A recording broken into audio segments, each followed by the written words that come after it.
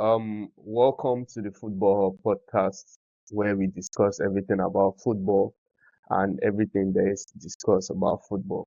On today's edition, it is going to be the international break edition, where we discuss about the Super Eagles and everything about the Super Eagles, basically. So today we're going to go over the Super Eagles game against Gabon, in which the Super Eagles won comfortably 4-1 in extra time. Goals from Victor Osimhen, Chidera Ejuke, and also Akko Adams.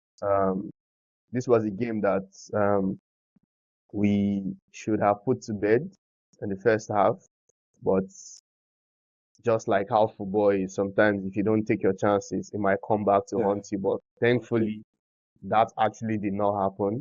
And we went into the second half a bit shaky. I think the Gabonese players tried to capitalize on set pieces and long throws, and that actually did not work. And thankfully, we scored towards the end of the game. Then all of a sudden, Gabon equalized from a deflection, and Victor Osimhen missed that one-on-one at the last minute of the game, and it had to stretch into extra time. I mean, thankfully, we bounced back in extra time and defeated them comfortably and set up a game against DR Congo on Sunday. That is definitely not going to be an easy game because there's a ticket in the Intercontinental Play-offs on the line, and we hope to see what happens in that game. Before we move to the preview of the Super Eagles versus DR Congo game, I'd like to touch on some of the players that actually performed well and some of the players that actually did not do well. So I'm going to list maybe like 3 of the players that did well and 2 or 3 players that actually did not do well. So for the players that actually were actually like standouts, notable mentions are actually going to be Benjamin Frederick. That's like one of the revelations of this year in the Super Eagles squad. I feel like Calvin Bassey was solid. He was strong and he manned his opponents. Wilfred Ndidi too was also very impressive, even after picking up a yellow card on the 6th minute that game. So these are like which the means standout he will be missing the next game though. Yeah. I think he will miss the next game. He will miss the next game. I mean, next game. Hopefully Raphael Onyedika steps up on Sunday. Yeah. So and some of the players that I'm actually going to highlight now that actually went really impressive in the game. I would say Ademola Lookman, Samuel Chukwueze, and I think Osai Samuel wasn't really in the game, and he almost actually cost us with that penalty incident. Thankfully, it did not go in favor of Gabon. I think one of the other thing I am going to touch on before I hear about your opinion about the game is Eric Chelle's subs. Like he got his subs nailed on in this game, and he made the right decisions in the second half to take off Chukwueze and Ademola Lookman because they were totally not in the game. They were anonymous in the game, and it takes a coach that actually sees these things the way it is and acts upon it fast and try to right his wrongs and all of that. I think moving forward, it's kind of like a learning curve for him because of his previous experiences in like our games we've played before. And I feel like Eric Chelle has done well so far from his previous records and his games and all of that. I think he's on the right path going into the AFCON. So I'm actually going to ask you now, like, what were your all-round perspective or opinions about the game against Gabon? And you can obviously pinpoint some of the highlights and the players that actually impressed you and maybe players that actually were not convincing in the game. Okay. Well, for me, I think first of all, let's start from the managerial aspect of the team, the tactical aspect of the team on Thursday. I think it was superb. I felt the coaches did their own work. They set the team up well. There was no lapses. You could see the coordination amongst the team. You could see what they were trying to do when they were moving forward. You could see them defending as a unit. You could see the defense trying to close up space. They did not allow, except from I think a few times when they were caught on the counter as a result of probably we had pushed forward. We did not really allow the pace of the Gabonese to come into play because it seemed like the Gabonese had really fast players in their ranks. But credit to Eric Chelle, he countered it well. The way he set up the team was beautiful. The way he set up the team, he played to the strength of the Super Eagles. Not starting Jose Kong was a very, very smart decision. He made that mistake against South Africa, where the pace of the South African striker was a problem for Jose Kong, and he ended up scoring an own goal in that game. I think he learned from that. He played with a more faster centre back pairing to to be able to combat the speed of the Gabonese, especially Pierre-Emerick Aubameyang. We know he's one layer of a speedster when he's on the ball. So that's by the way, that's credit to the coaching staff and the manager. They did a very good job. And then moving on to the players, I think I don't want to fault any player yesterday on the game against Gabon. I think they all did what they were supposed to do. I feel everybody played their part.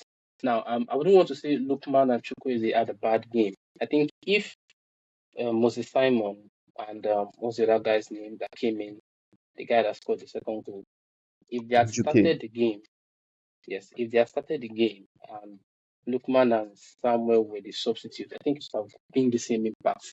I think the first half, the Gabonese team were a bit more cagey and they were more physical in the first half. You could see the tackles they were putting. They were more physical with Lookman when he was on the ball. They were more physical with Chukwueze when he was on the ball. But I think there were occasions in the first half where you could see Lookman and Chukwueze trying to create something, trying to create runs. They were like they made positive movements. Yes, they could have done better. These are probably two of Africa's most skillful wingers.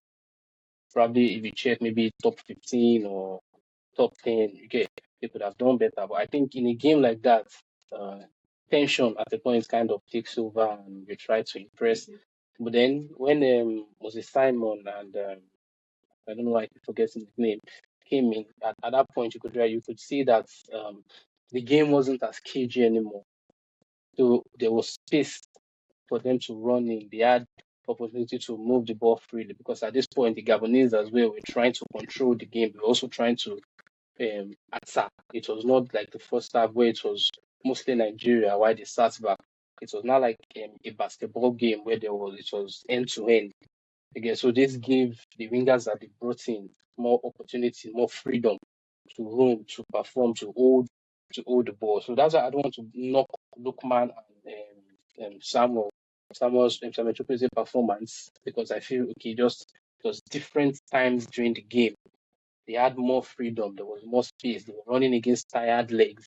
I feel if reverse was the case, it would probably have still been the same thing. So I just think the only thing here now is just to give credit to the coach that realized, okay, um, it is time to make that change. It's time to put in fresh legs. It's time to since the Gabonese defense is looking a bit tired and looking a bit jaded now. It's time to like let's try and put in pressure. Let's try and run at them, and it's paid off. I think there were times in the second half, even before the extra time, where we caught them on the counter, which didn't really happen in the first half. Because that was as a result of at that point the game had begun to open up. The defense was solid. The midfield was solid. I think I have to give a special shout out to Alex Iwobi. I think sometimes he he gets unnecessarily targeted by Nigerian supporters, by Nigerians, when the game is not going well. I think we have this very high ceiling for him. We have this very high expectation of him. And then when the game is not going well, when he loses probably one or two passes and everybody's on his neck, and that overshadows how well he played. I think yesterday he really did well. His distribution from the midfield was amazing. The way he tried to, it was him and Ndidi were probably like the people that were involved in progressing the ball forward, and I think he did really well. He did really well yesterday. I don't think there was any probably Samuel, Osai Samuel, which was that penalty that he almost cost us. I think things like this happen in football. In general, I think everybody did their job. Everybody did their job. The entire team, they were focused. They know what they wanted. Maybe not everybody gave a 10/10 performance, but I think at least everybody out there gave nothing less than a 6 in yesterday's game. Except from okay now let's not even touch on to the goalkeeper. Wabali did well as well, but those is lapses, those moments where I don't know if he thinks he's playing on the streets and the occasional 5 minutes madness, or you know what, let me do something crazy. Let me do something Okay. crazy. It's not a friend. Yeah, he needs to be more focused. If you are sure you've won the game, fine. If you're 3 goals up, fine. If you're 4 goals up, then you can try as much trickery. You can try and be Martinez. You can try and put on a show. But when you are still looking for a goal, when it is just 2-1 or 3-1, we've seen comebacks from 3-1. We've seen comebacks from 2-1. It should be more professional. It should be more mature in times like that. But in all, I think the team did well and they deserve their flowers. Yeah. So moving forward, on Sunday we have a game against the DR Congo by Yeah, 8 p.m. And this is one game that um is going to we have to prove win. how serious, yeah, how serious we are about the World Cup ticket, because from what I followed and what I researched, I think these are like the toughest games we have, and we Yeah, have to win them. honestly. Like we've skilled Gabon. We have to beat DRC, because when we go to the Intercontinental Play-offs, I think the teams there are actually not really like as tough Yeah, as there shouldn't be a the teams we competition. have like in the African playoffs. Yeah, Yeah, there shouldn't be. So going into that game against DR Congo, I remember you sent me a DM and you said you actually never wanted to play DR Congo, like you wanted Cameroon. Like yes, I how do said you that. think we can go about getting a result against the DR Congo? Because from what I actually observed, like um they play a lot of conservative football. Like they play a lot of Yeah, they do. conservative football, hit at the back. They Around try ball. to soak up the pressure, and they want to hit you on a counter or maybe with a set piece or a long throwing, because that was what happened against Cameroon. Like I think it was a minute to Yeah. the end of the game that they scored from a corner. So how do you think we can go about getting a result? Do you think we need to score early and maybe add one more goal to kill them off, or you think we have to take it progressively in the game? I think we shouldn't even I just feel take your chances before they take their chances. One of the reasons why I wanted us to play Cameroon is when you play against Cameroon, you know what to expect. We played each other a lot over the years. When playing a Cameroonian team, you know that you would have space in behind. You know they would come out to play. They are a big country in Africa. They are not going to come and sit back. You know what to expect. But then with DRC, we don't really have there isn't much of an history there. So there's this fear of the unknown. Yeah, so we don't really know what we are walking into. We are not familiar with their game.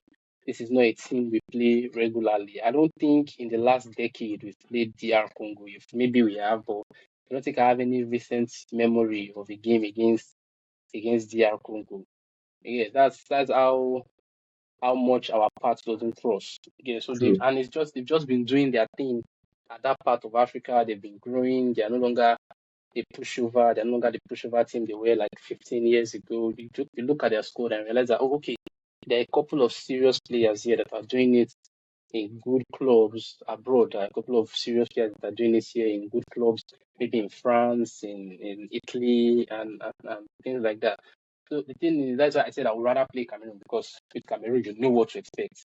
You know who you are coming up against. We are coming up against Buemo and the rest. So you have an idea of what you are looking forward to.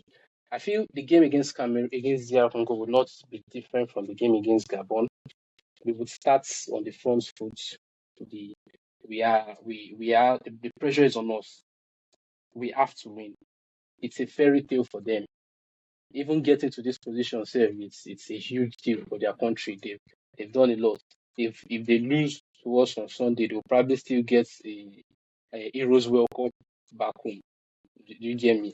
If we lose, it's shambolic. It's bad. We cannot even. It's a huge problem not going to back World Cup. So the pressure is on us. We have to go out there and play. So it's like a regular Premier League game, or probably Chelsea against Sunderland. So people expect a win from Chelsea. So Chelsea has to be the one to play. Chelsea has to be the one to string the passes. Chelsea has to be the one to play the entertaining football. Whereas all Sunderland, or which is the DR Congo in this situation, have to do is absorb the pressure, and then find an opportunity to score, which they did very well against Cameroon. They won 1-0. I think is we need to ensure we don't put ourselves in a position where we have a chance to come back. If we had scored 2 out of the numerous chances we wasted against Gabon in the first half, we wouldn't have dragged it out to extra time. The game would have been done by 60, 70 minutes. It would have just been routine passing around and saving energy for the next game. Now, I am sure as defensive as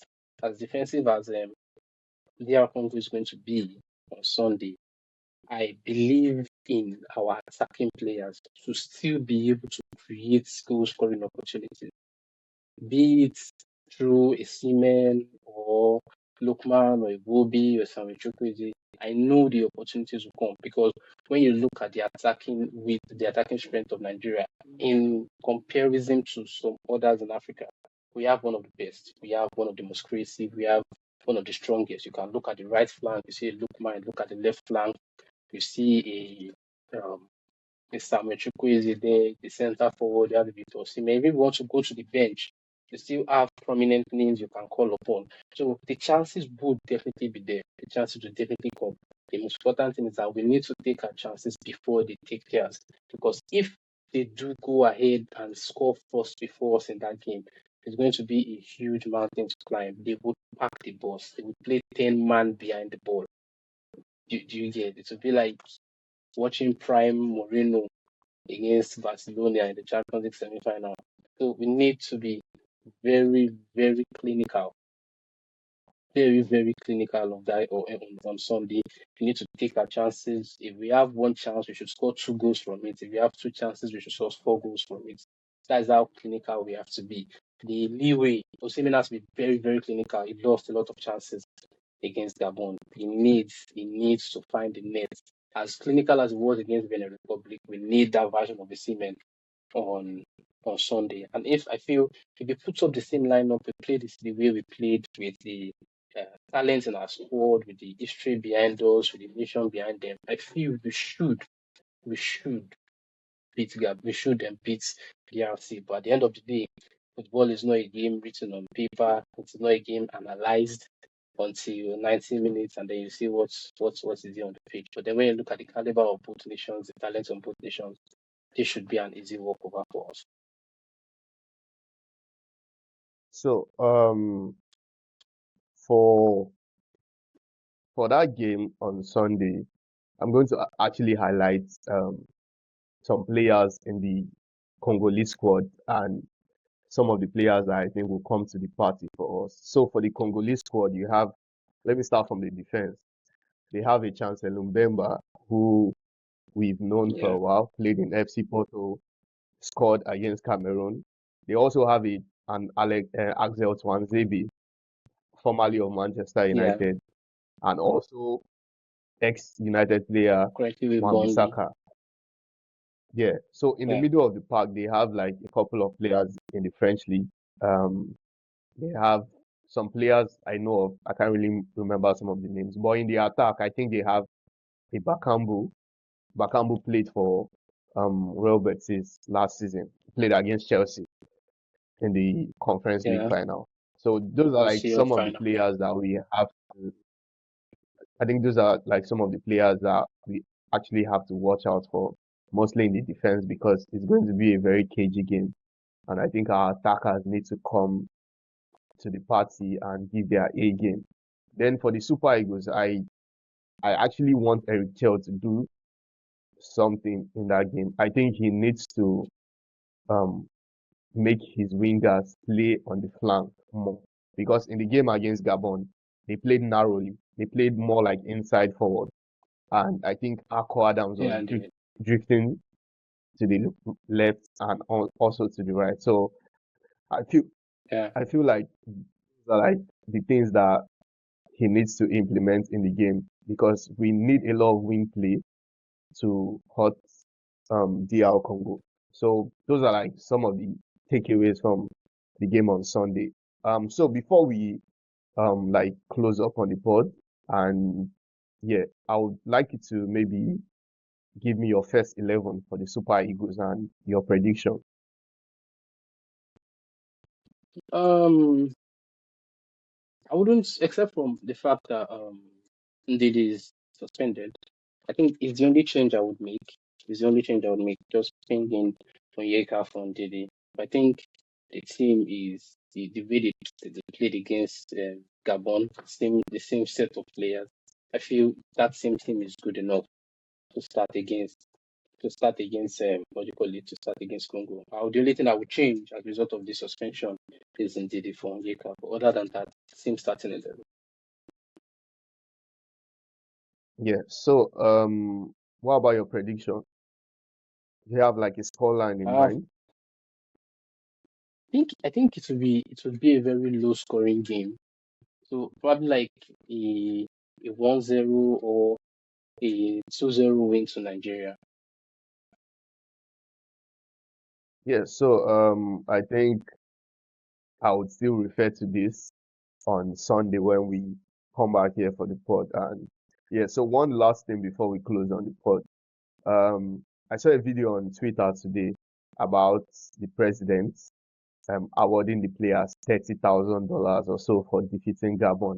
Don't you think that is like a bit premature to do something like that, considering the fact that we've not even scaled past the The African World Cup, playoffs? yes. Yeah, I think it could be premature, but at the same time it could serve as a as a source of motivation. But the only thing here now is I feel it's more like we are trying to save face since we have publicly humiliated ourselves in the world's eye with the entire scandal. So let this one also go that the country gave them so amount of money. You see, the president is good, the federation has their best interest at heart. I feel it's more like eye service. It's more like eye service at this point, because realistically speaking, you should be getting these bonuses after you make it through the playoffs. You should at least be, if you tell them, okay, yeah, you make it through the playoffs, you get this social amount, we give you this as like a bonus or compensation, not after just winning one game that you were expected to win. You get me? Like just not beating Gabon. Of course, you were supposed to beat Gabon. You are a way better team than Gabon. It just seems like uh they're just trying to save face and let's look like we did something good for the players. We have the players in our mind, and it's just politics, just Nigerian politics.